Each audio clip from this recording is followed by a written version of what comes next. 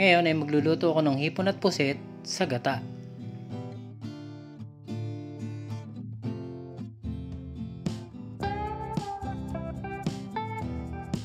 Umpisahan ko na ang pagluluto. Ilalagay ko ang pusit sa kumukulong tubig ng mga 1 minuto. Pagkatapos ng 1 minuto, hahanguin ko na ito at itatabi ko muna. At ngayon ay magigisa na ako. Ang gagamitin ko dito ay salted butter. Ilalagay ko na ang bawang,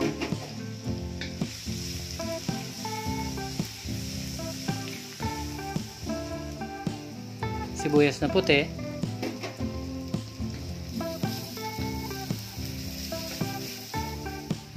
paminta, paprika,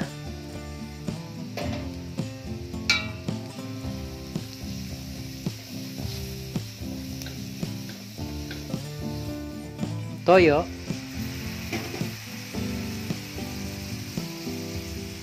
oyster sauce,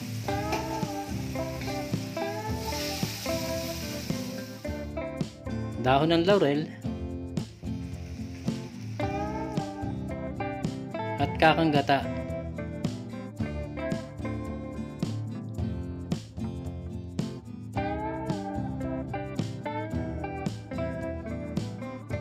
Hihintayin ko muna siyang kumulo bago ko ilagay ang hipon.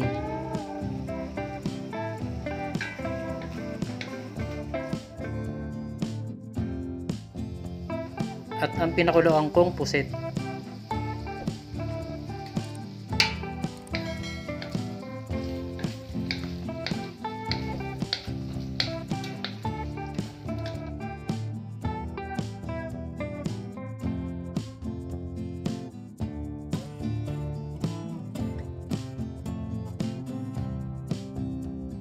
Ayan, luto na ang hipon at pusit sa gata.